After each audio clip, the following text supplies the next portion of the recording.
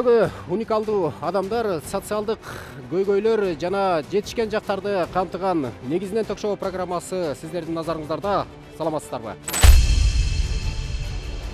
Дегеле бүгүнкү күндө ушул мектептерде окуу тарбия иштеринен сырткары окуучулар эмне менен алек болушат? Коомдук иш-чаралар жана мектептин тазалыгы сыяктуу маселелерде окуучулардын активдүүлүгү кандай деген маселе. Сиздер өзүңүздөр билесиздер, өткөн курултайда дагы президент ушул мектеп маселесине, ал жердеги чиеленишкен ар бир жагдайларга кайрылып, ал жерде дагы өзүнүн сөзүн сүйлөдү эле. Баарыбыз эле ушул жерде тең курактуу экенбиз, мектептерде окуганбыз. Дежурный калып бир кыз, бир бала бизе өзүбүз эле жууп койчу эмес белек мектептерде.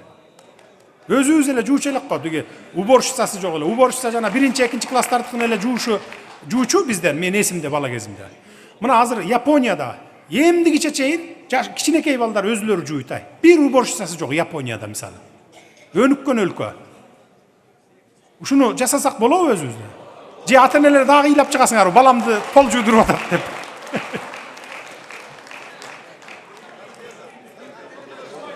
Ушул жагын карашыбыз керек экен. Министрлик уюштургула ушул жагын, уюштургула да карагыла. Алпыл Осмонов атындагы мектеп гимназиясынан Анара Асанбек кызы келип отурат. Анарайым ушу президенттин сөзүнөн кийин сизден жөнөкөй мугалим катары бир жөнөкөй суроо менен баштагым келип турат. Бүгүнкү күндө ушул окуучулардын мектепте ушул окуу тарбия иштеринен сырткары коомдук иштерде жана ошол азыркы эле президент айтып өткөн тазалык маселесине келгенде алардын мындай бир катышкандыгы кандай, дегеле алар кандай мамиле жасашат ага? Саламатсыздарбы? Бүгүнкү күндө балага мектепте бир гана билим берүүдөн сырткары дагы тарбия, жүрүм турум маселелерде сөз козголушу керек. Сөзсүз окуучу окуудан тышкары дагы мектепте маданий, коомдук маселелерге сөзсүз тартылышы керек. Себептен дегенде бала коомго чыкканда баардык жактан даяр болуш керек да. Анан ошол эле тазалык маселесинде дагы сөзсүз бала тартылып, ал жерде эми абдан бир кыйын, оор жумуштар аткарылбайт, сөзсүз өзү окуп жаткан кабинетте, класста болобу, өзүнө ыңгайлуу шарт түзүп, таза, жарык, жакшынакай кабинетте окуу баардык окуучунун каалоосу болуш керек. Анан ошол каалоону окуучу дагы аткарууга өзү дагы салым кошуш керек да. Ошон үчүн тазалык маселесинде окуучулар сөзсүз тартылышы керек деп ойлойм. Тактайбыз. Ушул сабак өтүп аткан учурда же сабак башталар учурунда досканы тазалап кой, же болбосо бир тазалыкка маани берип кой, кийим дежурный бүгүн деген нерселерге окуучулар кандай кабыл алышат бүгүнкү күндө? Туура эле кабыл алышат. Негизги учурда, перемена учурунда, тынык учурунда эле доскаларды өзүбүз кээде мугалимдер өзүбүз деле тазалап коебуз. Айрым учурда окуучулар келип деле тазалап коет. Анан негизги кабинеттин тазалыгы сабак бүткөндөн кийин гана жүргүзүлөт да. Ага чейин баланын окуу процессине дагы, башка процесске дагы эч кандай таасирин тийгизбейт да. Сабак учурунда мисалы досканы сүртүп кой же болбосо кабинетти тазалап кой деген маселе козголбойт. Ал сабак бүткөндөн же перемена учурларында гана влажный уборка деп коебуз го, ошондой уборкалар жүргүзүлүп турат да. Эми жана мен айтпадымбы, мурдакы муундун өкүлдөрү союз мезгилин эске алып ушундай бир анын жакшы жактарын айта беришет депчи. Ошол учурда биздин муун деле ошол процесске катышып калдык. Сабактар бүткөндөн кийин айттырбай эле өзүбүз окуучулардын арасынан бирөө тандалып, сабактан кийин калып, мектептин тазалыгын жууп, баарын полун жууп, парталарды ордуна коюп, анан кетчү элек. Эртең менен келгенде баягы тазалык дайыма сакталып, сабак өз учурунда башталып кетчү эле. Азыр кандай? Азыр деле дал ошондой. Эртең мененки сменадагы мугалимдер окуучулар, түшкү смендеги окуучуларга ылайыктап даярдап беришет, кабинетти таза, ордорду менен жайгаштырып. Түшкү смена сабак бүткөндөн кийин алар дагы кийинки сменага өзүлөрүнүн кабинетин даярдап кетишет. Ушул эле 68 мектептен Нургуз Ниязалиева келип отурат. Нургуз айым, сизге мен ушул бүгүнкү күндүн актуалдуу маселеси ушул мугалим менен окуучунун ортосундагы мамилеге кайрылгым келип атат. Кандай бүгүнкү күндө ушул жанагы тазалык деген сыяктуу башка коомдук иштердеги мугалимдин орду кандай? Негизи тарбиялоо процессин ата-энелердин милдети деп эсептейм. Бирок мектептеги мугалимдер бул тарбиялоо процессине өзүбүздүн салымыбызды кошушубуз керек. Ошол эле учурда мисалы балага кичинесинен эле өтө кичинекей кезинен баштап эле ушул эмгекке тарбиялоо жолун кошо ала жүрүш керек деп эсептейм. Мисалы үчүн элементарный эле сабак башталып атканда же сабак бүткөндө балдарга биз мисалы гүлгө суу куюп кой, досканы арчып кой деген пикирлерибизди азыркы балдар туура эле кабыл алат, аткарышат. Бул туура процесс деп эле эсептейм. Салтанат Темирбековна, айтсаңыз, сиз эми так ушул мектептердеги жагдайларды бүгүнкү күндө жаралып жаткан ар түрдүү кырдаалдарды жана ошону менен катар жетишкен жактарын белгилей турган жердесиз. Себеп дегенде ошол мектеп жана мектептен тышкаркы билим берүү башкармалыгынын жетектөөчү адиси. Ушу бүгүнкү күндөгү жаралып аткан кырдаалдардын орчундуусу кайсылар? Аларды жеңүүдөгү шарттар кайсылар болуп эсептелинет?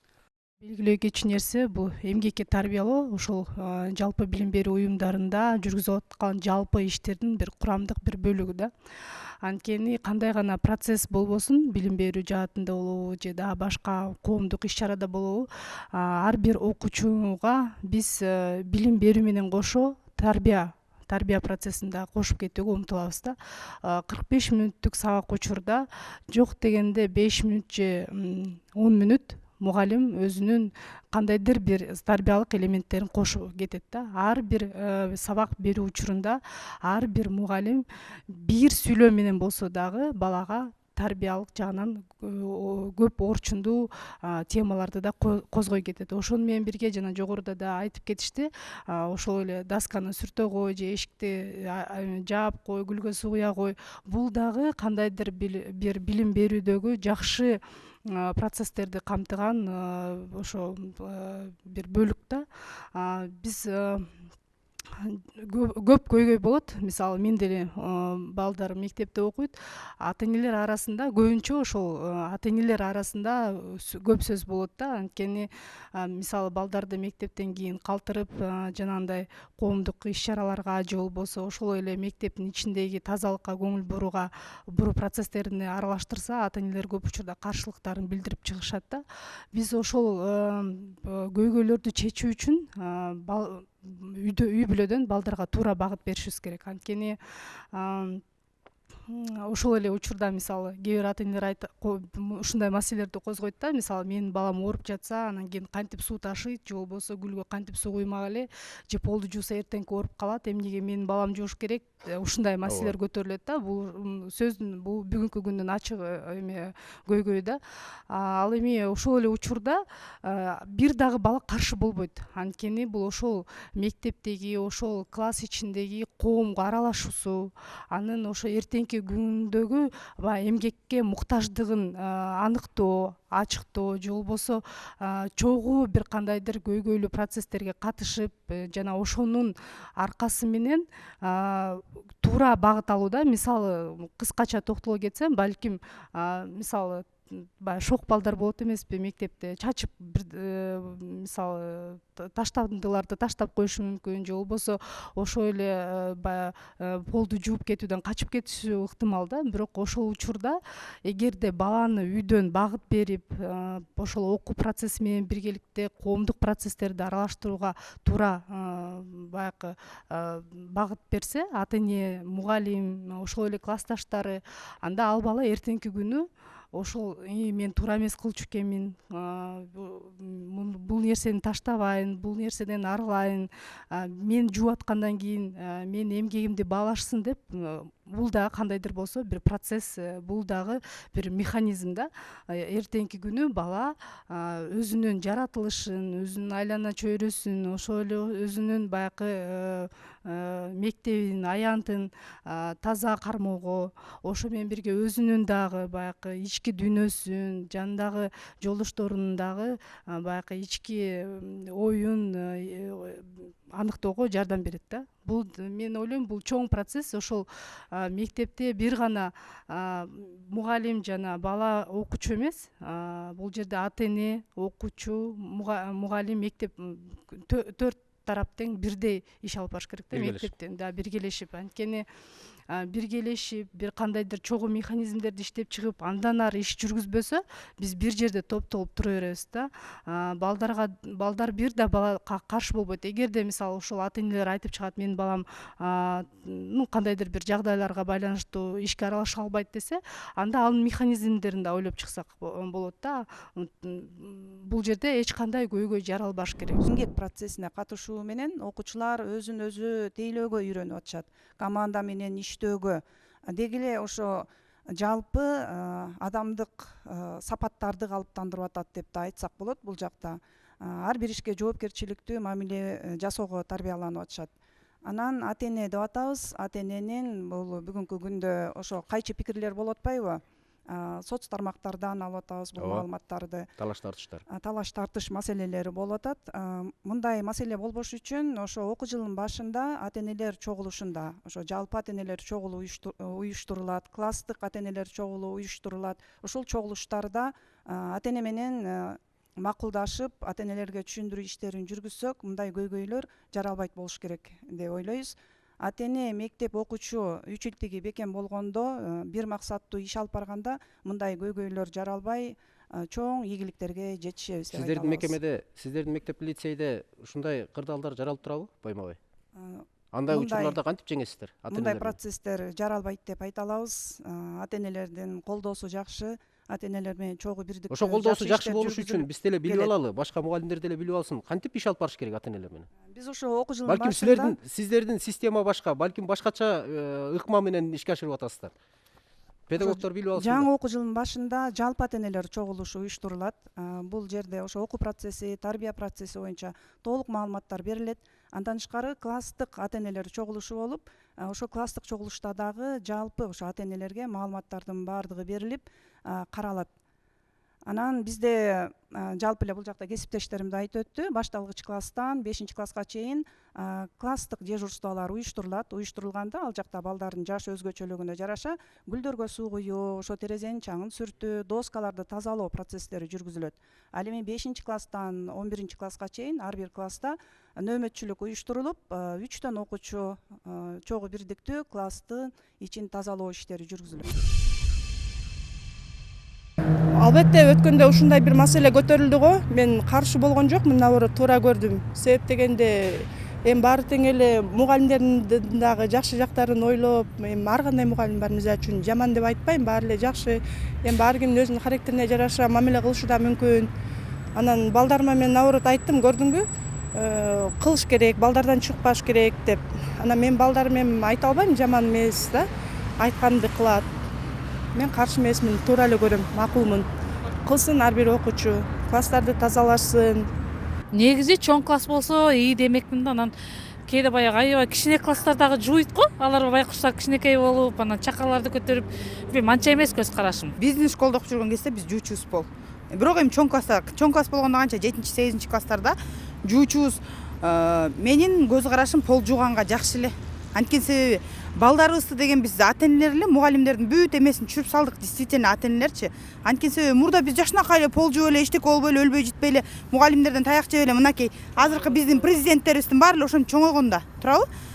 Биздики азыр деген ата энелер өзүбүз кылып атабыз да мунучу. Мугалимдердин баркын өзүбүз түшүрүп атабыз. Менин мисалы көз карашым түптүз.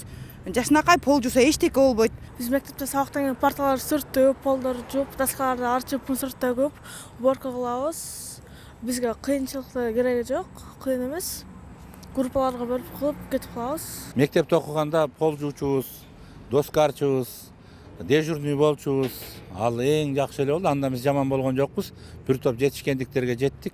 Азыркы эле ал ата энелер кийинки жаштар аны көргөн эмес, баардыгы ошо балдарга баардык нерсени болбойт дей берип, балдары жанагындай болуп калып атат да. Мен баардыгын балдарды жашынан баштап үйрөтүш керек баардык нерсеге. Казакбек агай, сизден сурагым келип турат. Бүгүнкү менен азыркынын ортосундагы салыштырмалуулук, айырмачылыктар тууралуу бир-эки сөз. 1976 жылы бүттүм. Союздун гүлдөп турган мезгил деп айтсам болот да. Ошол мезгил менен азыркы мезгилди салыштырганда балдарда тап азыркы балдар менен биздин муундун балдарынын ортосунда айырмачылык асман менен жердей. Ошол кезде биз мугалимди көргөндө, мугалим келатканда басып келатсак токтоп, баш кийимчен болсок шапкабызды алып салам берчүбүз. Мугалимге болгон сый урмат сезим биздин учурдагы балдарда өтө жогору болчу. Ата энелер да мугалимге абдан жакшы мамиле жасашчу. Азыркы балдарды айтсам, азыр айрым учурларда мугалимди астынан чыкканда мугалимди жөйлөп кеткен учурларды мен көп көрүп жүрөм. Мугалимге болгон сый урмат өтө төмөндөп бараткандай сезилет. Бул менин жеке пикирим. Мугалимге болгон сый урмат азыр өтө төмөнкү деңгээлге түшүп калды деп айтсам жаңылбайм. Эмне себеп? Биринчи себеп азыр демократиянын шарданы менен балдардын укугу деген бир маселе чыккан. Балдардын укугу деген маселеде жана бизде НПОчулар жүрөт, ошолор атайын балдардын укугун коргоп, балдардын укугу жөнүндө балдардын милдеттерин айтпайбыз. Балдардын укугун гана түшүндүрөбүз. Анан балдар мурдагыдай биздин убакта өткөндө курултайда президент айтты, бизди башка чап жөлө деп. Курултайда мен өзүм катышып отурдум. Линейка менен чап жүрөт. Азыр линейка менен чаппай жөн эле өйдө карап катуураак айтып көр, ата энеси жетип келет. Сен кимсиң, сен кандай акың бар, менин балама эмне өйдө карагандай сен кимсиң дегендей деңгээлге жеткирип койдук ата энелерди. Балдардын укугун айта бербей, балдардын милдеттерин да түшүндүрүш керек деп эсептейм. Балдардын милдеттери көп. Мектепке келгенде мектептин тартибине башыйсың. Айрым бир колунда бар адамдардын балдары мектепте өзүнчө эле башкача сезет өздөрүн. Өзүнүн жанындагы балдарды өзүнүн кийген кийими, турган турпаты, сүйлөгөн сөзү менен балдарды өзүнөн төмөнкү деңгээлдеги социалдык жактан баары бирдей эмес да мектептеги балдар. Ошолордун алдында берки кичине начараак үй-бүлөнүн балдары басынып турганын мен көп байкайм. Мына ошондуктан мектепте баланын баары бирдей болуш керек. Сиз азыр эми ошол жанагыны айтып атпайсызбы? Бизде деле ошол сызгыч менен эмес керек болсо, андан оор нерселер менен чаап деле тарбияга үндөгөн учурлар болгон. Баладан кетет, ошон үчүн балдарды үйдөн жакшынакай мектепке чыгып атканда ата эне айтыш керек.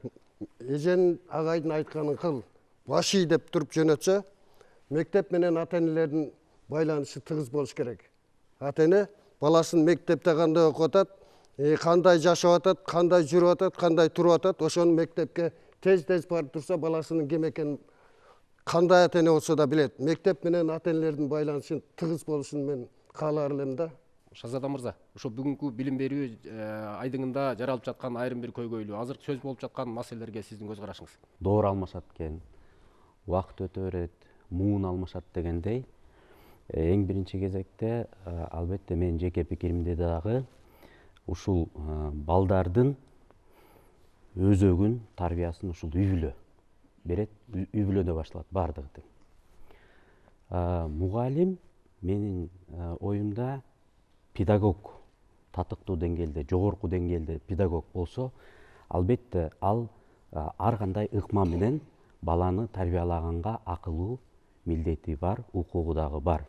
Бирок ар бир эле ошол мугалим жанагындай чектен ашып кете берет деп айта албайм. Себеби эми эмоцияга жараша болот да, ар ким ар кандай мисалы. Бирок ошол эле учурда кандай гана кылган күндө дагы эгерде чын эле ата энелер бара калып, энеси болуп, атасы барып болуша калса, атасы болушчактын кызы ыйлак деген сыяктуу, анда ошол баланын, окуучу баланын, наристенин көз алдында мугалимдин авторитети такыр жоголот. Андан ары ал мугалимден кандай билим ала алат? Мейли мугалимди тим эле коелу, үй-бүлөдө деле эгерде бала туура эмес кылып, энеси уруша турган болсо, бала атасы болушса, же болбосо атасы урушуп аткан кезде энеси болушса дагы баланын ою бузулат. Тескери тарбия болуп калат да.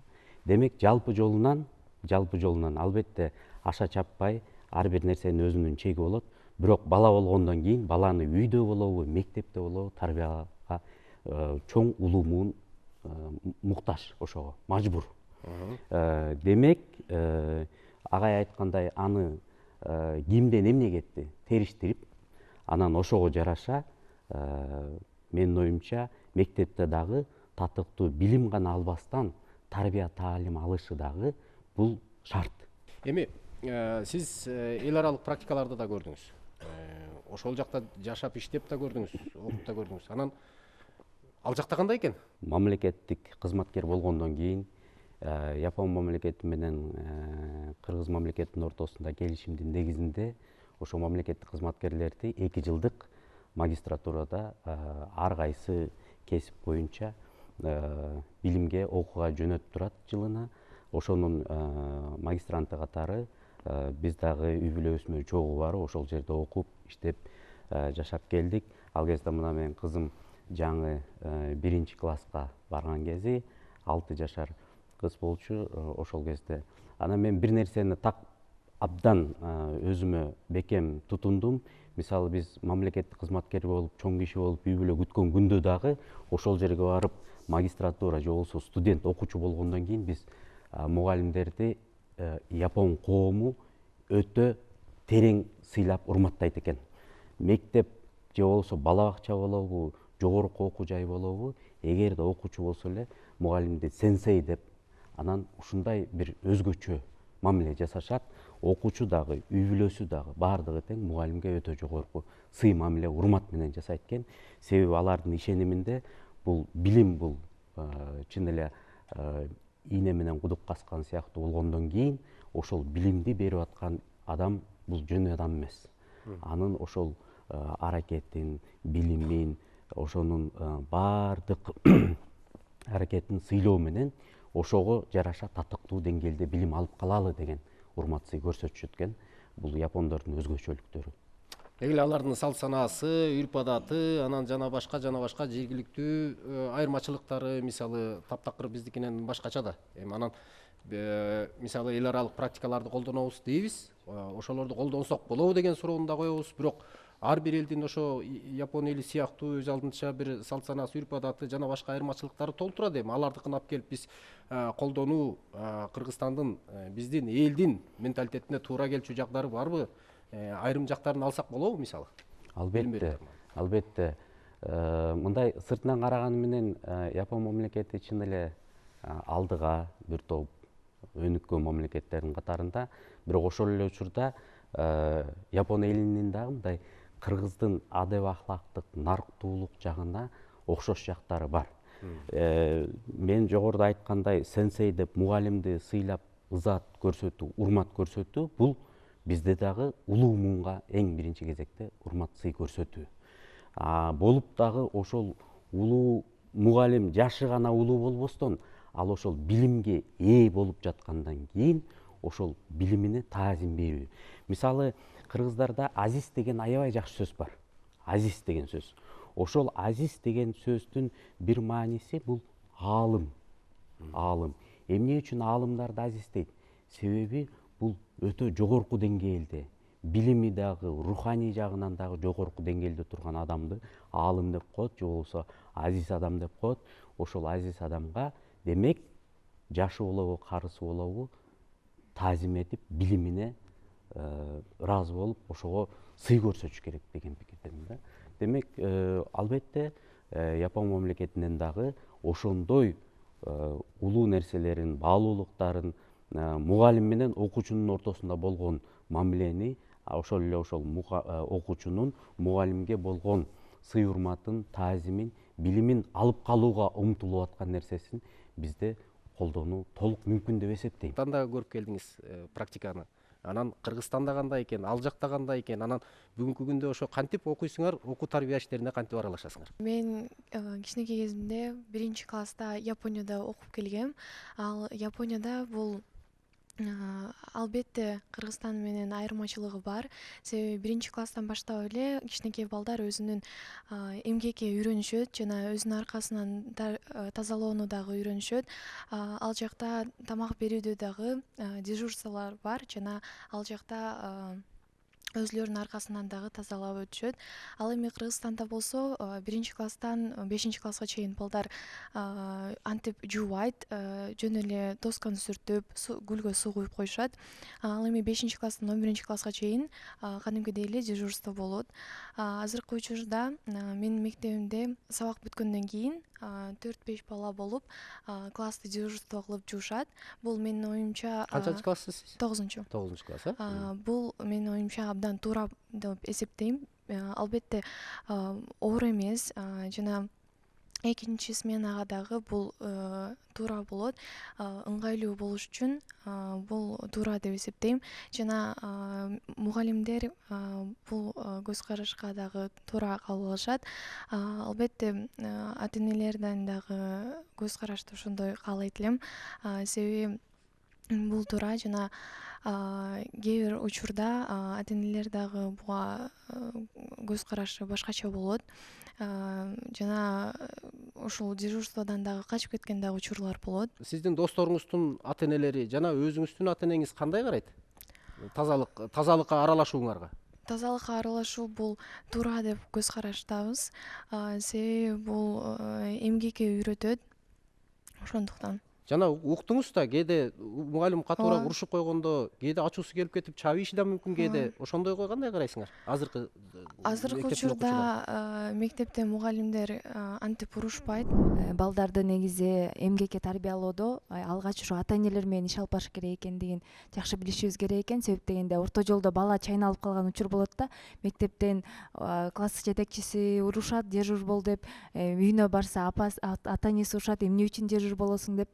Ошон үчүн класстык чогулуштар болот эмеспи? Ошондо дагы класс жетекчилер ошол ата энелерге баланын эмгекке тарбиялоодогу мааниси абдан чоң экендигин, жана алар кабинетти тазалоодо бир жакшы нерселерди алып келе тургандыгын, ал эже айткандай бир коллектив менен иш алып барууга, өзүнүн айылына тегерегин тазалоого, дисциплинага элементарно үйрөнүп жаткандыгын ата энелерге абдан жакшы түшүндүргөн учурда гана ошо ата эне менен мектептин ортосундагы тазалык боюнча проблема көйгөй баягы жаралбайт болуш керек деп ойлойм да. Биринчи кезекте ошо ата энелер менен иштешибиз керек экен ушул маселени жакшы жолго алып чыгыш үчүн.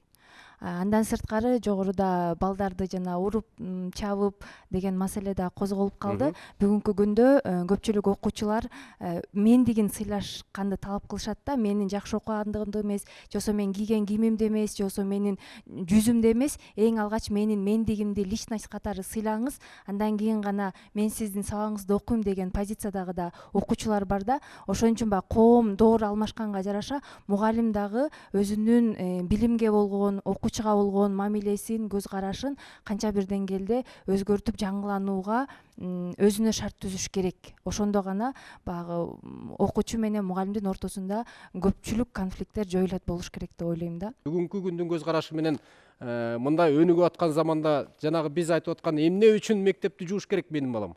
Эмне үчүн дегенде биз 7-8 гана адам отуруп алып туруп айтып атабыз бул жерде, башка көз караштагы адамдар да толтура да. Эмнеге жууш керек менин балам? Ой, барып окуш керек, тарбиялаш керек, болду, келиш керек деген ата энелер дагы толтурат.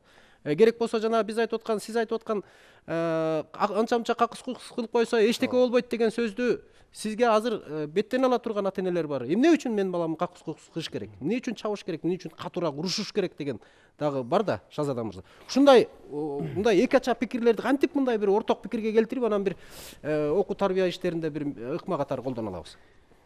Менде азыр мындай пикир келип атат да. Жана жогоруда айтпадыкпы, доор алмашып атат, муун алмашып атат депчи.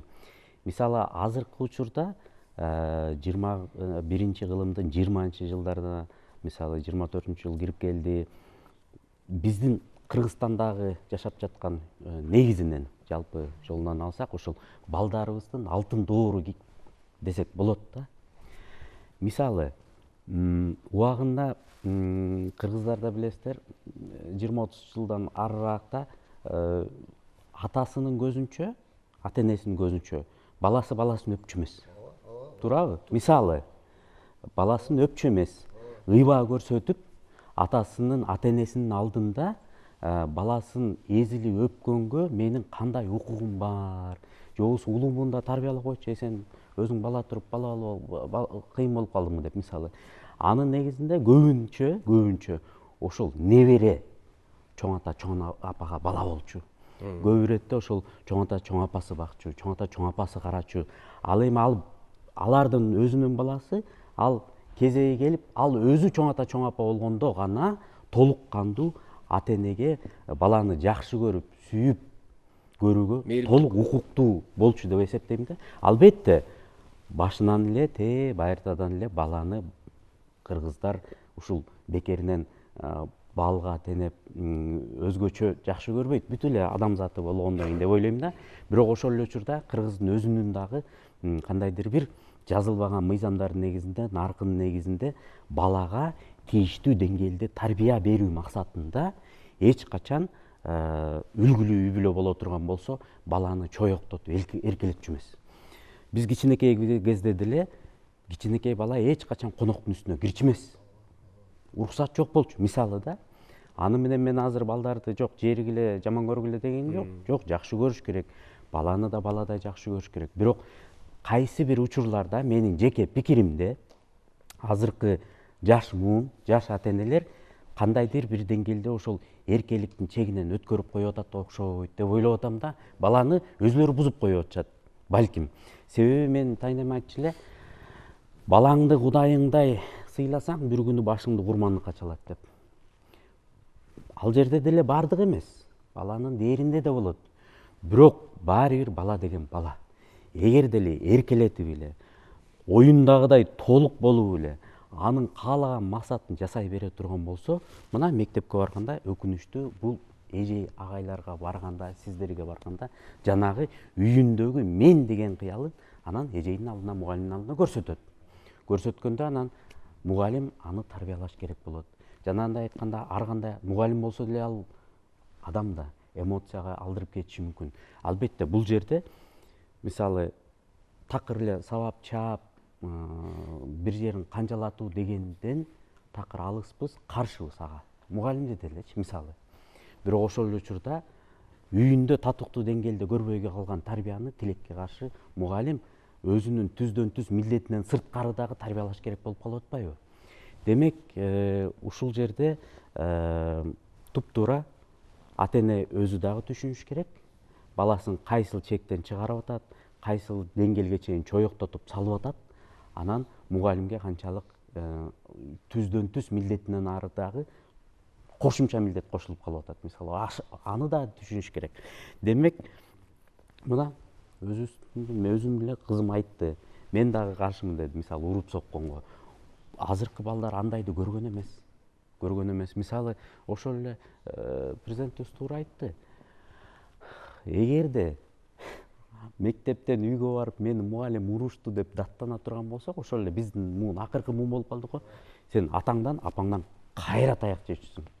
Демек, сен өзүң күнөөдүсүң да. Сен демек өзүң ошол нерсени кылдың да деген челикчи. Бирок азыркы учурда дагы бир жолу айтам, кандай гана мугалим болбосун аша чапкан болбойт. Албетте баары бирөөнүн баласы. Бирок ошол эле учурда билимден тышкары мектепте дагы сөзсүз түрдө эмгек керек. Эмгекке чакырыш керек. Баланы эмгекке тарбиялап, милдеттемелерди мойнуна артыш керек. Мисалы, бир эле мисал. Ошол эле өзү окуган классты жууп койсо эмнеге болбосун? Эгерде ошол бала болобу, кыз болобу, колунан келген нерсени, эч ким аны туз арттырып же болбосо кыйнаган ал дагы туура эмес. Бирок колунан келген нерсени тазалап жууп койсо, ал өзү ошонун баркына жетет. Өзүнүн эмгегин дагы сакташ үчүн ал башка курдаштарын, классташтарын булгабоого, таза кармоого, анан мектептин буюмдарын өзү окуп жүргөн класска аяр мамилеге жасоого дагы өзү ошого умтулат. Демек, бул жерде чындыгында ата-энелер менен, мектеп менен, балдар менен үч тараптуу өзгөчө, жана мен жогоруда айткандай, бизде деле ал убагында бар эле, азыр деле ошол нерсе калыш керек деп ойлойм. Японияда сенсейлерди кандай жогорку деңгээлде сыйлашса, үйдө дагы ата-эне мектепке жөнөтүп атканда ал жерде сен ойноп күлүп, анан кийимиңди көрсөтүп же болбосо кыялыңды көрсөтө турган жер эмес. Эң биринчи кезекте сен билим ала турган жер, ошол жерде билим берип аткан мугалим эжейлердин баардыгын сыйлашың керек деп үйдөн жөнөтсө, азыр көптүр бала угат. Бала угуш керек. Ал эми жанагынтип чектен ашып, өтө эзилип, жакшы көрүп анан чоёктотуп салса, эми үйдө анын өзүнүн иши. Бирок коомдук жайга барганда, мектепке барганда ар бир бала өзү жеке түшүнүш керек деп ойлойм. Мугалим менен окуучунун ортосундагы жана ата-эне менен окуучу, мугалимдин ортосундагы жана тазалык иштерине аралашуусу маселеси. Сиздин пикириңиз? Сиз айткан маселе боюнча болсо, балдарга, окуучуларга баягы бизде эркиндик, демократия жакшы, бирок ошонун кандайдыр бир ички логикасы, ошонун деле бир кандайдыр бир адеби талап менен болсо жакшы болот дегендей да.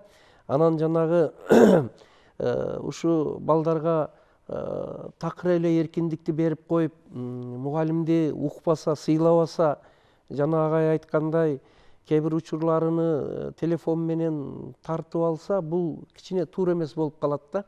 Ошого бул жакта албетте мындай түртүп, уруп, сөгүү бул гумандык педагогикага туура келбейт. Бирок ошол эле учурда олуттуу, талапка негизделген кандайдыр бир окутуу, тарбиялоо өзүнүн бир концепция жолу болуш керек. Такыр эле эркиндикти берип койгон бул бир аз туура эмес болуп калат да. Өзү бир белгилүү педагогдун айткан сөзү бар. Эгерде балдарыңдын адаштырып бузуп алам десең, айтканынын баарын кыл, эркиндикти толук берип кой деп. Ошол үчүн өзү абсолюттук эркиндик болбойт, кандайдыр бир логика менен, адеп менен кандайдыр бир чектелип багытталса туура болот дейт. Мурдакы заман менен азыркы заманды да салыштырып ийип атабыз, агай. Ооба. Анан мурдакы практика менен азыркы практиканын айкалышы, кандай кантип айкалыш керек, кандай жолго коюлуш керек деген маселеге келгенде бул учурда такалып калып атабыз да. Жанагы эле ошол эле биз айтып аткан жанагы мугалим менен окуучунун ортосундагы мамиле, айрым жагдайлардын жаралып кетиши, анан жанагы тазалык маселесине келгенде эмне үчүн деп ата эне суроо коет экен, эмне үчүн менин балам мектепти тазалаш керек, эмне үчүн тазалыкка катышыш керек, анын үчүн кызматкерлер бар да депчи. Мына ошого келгенде сиздин пикириңиз? Алгач сурооңуздун биринчи бөлүгү мурдакы окутуу, педагогика менен азыркыны салыштырып, байланыштырып атабыз деген өзү өнүгүү мурдакы менен, илгерки менен байланышта болбосо ал болбойт. Биз азыркеде азыркы жаңы технология менен, жаңы методика менен гана окутабыз деген бул жакшы. IT технология, санаары бул жакшы, замандын талабы, методикалар деле жакшы.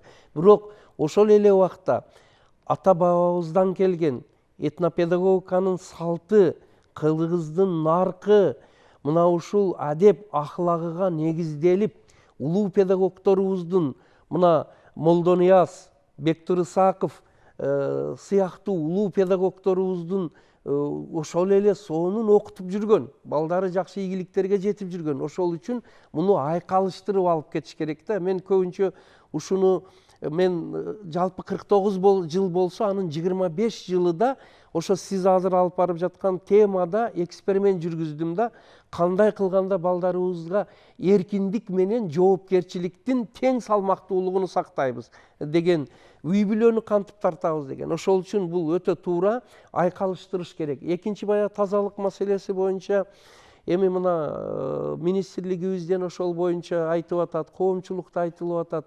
Бул жерде качан гана балдар өзү катышса, ошо тазалыкты сактоого, камсыз кылууга бир аз жоопкерчилик болуп, кадырын билип калат. Ансыз деле кээде биздин балдар мындай ак кол болуп калган шаар жерлери да бар, такыр эле жумушка аралашпаган. Мында деле бая алтын ортолук дегендей, золотая середина дегендей ортолукту табыш керек да.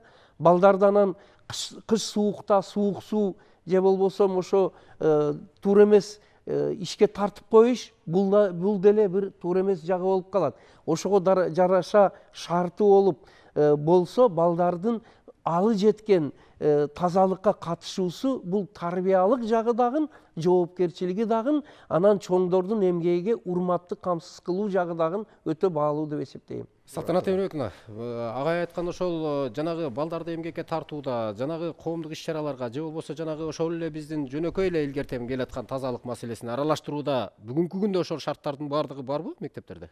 Чыңгыз Айтматов Төрөкоевичтин чыгармасы бар, биринчи мугалим повести. Ошого токтоло кетейин деп атканда, муну баардыгыбыз көргөнбүз, кандай шартта билим алууга умтулушкан жана азыркы учурда кандай гана шарттар түзүлүп берип атат. Мамлекетибиз ар бир окуучунун, ар бир жарандын баягы азыркы учурда билим алууга болгон шарттардын баардыгын түзүп берип атат. Заманбап мектептер ачылып атат, лабораториялар, кандай гана иш-чаралар, мектептен тышкары болобу, мектептик болобу, ар түрдүү иш-чаралар ошо балдардын билим алуусуна, эртеңки келечеги үчүн жасалып атат да. Анан ошонун баардыгы бар болуп туруп, ошол бир мектепти таза кармоо же болбосо жана ошондой элементардык маселелер, бул мен ойлойм баардыгыбыз биригип, коомчулук, ата эне, окуучу, мектеп, мугалим баардыгыбыз биригип бул чечилчү маселе жана жогоруда айтып кеттим, механизмдерин иштеп чыгып, мүмкүнчүлүгү болбогон баягы ошо коомдук ишке аралашууга мүмкүнчүлүгү жок балдарды бошотуп коюп, ал эми калган балдар сөзсүз түрдө бул процесске аралашат деген үмүттөмүн жана ишенем. Биздин арабызга келген окуучу кызыбыздан да сурайлычы, деги эле ушул мугалим менен окуучунун ортосундагы мамилеге келгенде, мугалимди сыйлоо жаатында сырттагы практиканы да салыштырып кетпедикпи? Ошонун айырмачылыктары кандай экен? Бизге келгенде кандай айырмачылыктарды көрдүңүз? Тигил жакта кандай эле? Японияда. Албетте, Японияда мугалимди аябай урматтоо жана сыйлоо бул биринчи орунда турат. Балдар мугалимди абдан сыйлашат жана урматташат. Ал эми Кыргызстанда болсо, бул жакта бизде дагы абдан сыйлашат жана урматташат, бирок ар бир бала өзгөчө жана окуучулардан дагы айырмаланышат. Албетте, ал бул үй бүлөдөн тарбия алган айырмасы болуп эсептелинет. Кандай гана тарбия албасын, бирок ошол коомчулукта, мектепте өзүн алып жүрүүнүн шарттары болот, социалдык нормалар болот. Ошого жараша баланы тарбиялоо бул түздөн түз ата эненин милдети деп эсептейм. Классыңызда канча окуучу? 38. 38 окуучу. Канча убакытта бир мөөнөтүңүз келип, анан классты тазалоого убактыңыз жетет? Канча убакытта? Биз сабакты бүткөндөн кийин тазалайбыз да. Да, баарыңар тазалабайсыздар да. Ошондо сиздин мөөнөтүңүз кайсы убакта келет? Жеке мөөнөтүңүз? Ооба, 2 жумада бир, 3 жумада бир. 2 жума, 3 жумада бир классты тазалап коюуга. Эмне ошондо тазалаганда эмне кирет функцияга? Тазалаганда бул бир классты өзүбүздүн эле классыбызды тазалайбыз жана 4 бала чогулуп тазалайт. Төртөөңүздөр. Ооба. Бул досканы сүртүү, шыпыруу, болжуу жана таштандыларды ыргытуу болуп эле эсептелинет. Андан тышкары деле жасабайбыз. Азыраак сүйлөп программабыз аяктап баратыптыр, убактысы. Азыраак сүйлөп калдыңыздар, сиздерге да сөз берейин мен. Жанатан бери жаралып аткан темаларга, ушул ойлорго карата сиздердин пикириңиздер. Коомдук иштерге негиз тартылганы туура. Башкача айтканда, мен башында айтып кеткендей эле, мектепте оор жумуш деле жок. Тиги окуучу кыз айтып кеткендей эле, ар бир мектепте өзүнүн окуган кабинетин эле шыпырып, полун жууп, гүлдөрүнө суу куюп эле карашат.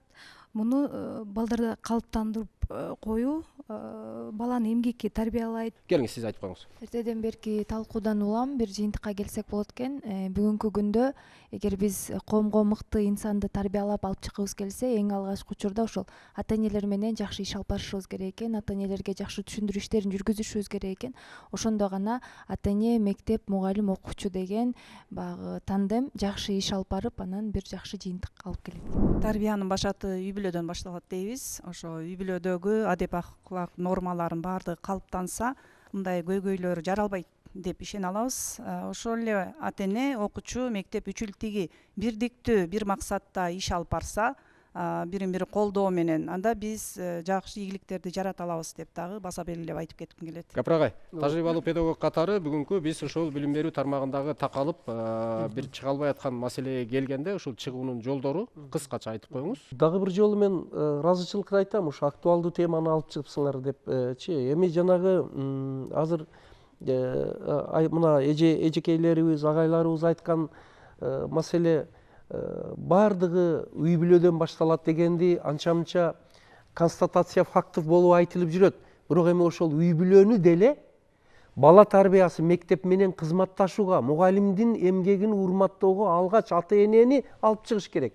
Ошол максатта биз мындан 25 жыл илгери энелердин мектебини, ата энелердин мектебини ачканбыз да, окутуп келатабыз. Азыр мына министрлик колдоп 7 Дубанга жайылды. Көпчүлүк айтат, ал эмне кереги бар деп. Ата энеге бала тарбиясынын методикасы мектепти, билимди, устазды, мугалимди, китепти сыйлоонун жол жоругуну, баалуулугуну түшүндүрүү үчүн ата эне мектеби керек экен деп. Анан акырында дагы айтайын дегеним, мына Агай фильми чыкты, көрдүңүздөр. Ошо Руслан Акундун Агай фильми миңдеген бир эле сериясын 1.300.000 адам көрүптүр. Бул жалаң агай жөнүндө эмес, үй бүлө жөнүндө, балдар жөнүндө, бүгүнкү социалдык турмуш жөнүндө. Ошол Агай фильми аркылуу дагы биз коомубуздун аң сезимиге мугалимди, мектепти, билимди баалоого таасир беребиз деп ойлоймун. Ошо жакын арада мен педагог мугалимнаме деген китебимди жаздым. Азыр басмадан жаңы эле чыкты, мугалимнаме. Мына бул жерде ата эненин жоопкерчилиги, методикасы, балдардыкы, окуучулардыкы, мектеп жетекчилеринин, мугалим, тарбиячынын мындай прикладной дейт, турмуштук жөнөкөй тил менен жазылган маселелер бар. Бүгүн деле ошол сөздөр айтылды деймин. Мүмкүн болсо ушул берүүңүздү системдүү түргө салып туруп алып барсаңыз, коомчулук өтө чаңкап турат дейм. Рахмат. Урматтуу телекөрүүчүлөр, биз жалпы билим берүү системасы, анын ичинде мектептеги окуу тарбия иштери, балдардын, окуучулардын коомдук иштерге жана тазалык иштерине жана башка иштерге аралашуусу деген темада талкуу жүргүздүк. Коомдогу социалдык көйгөйлөргө байланыштуу актуалдуу маселелерди чагылдырууга даярбыз. УТРКнын негизинен программасынан кийинки аптанын жума күнү саат 19:00 жолугушканча аман туруңуздар.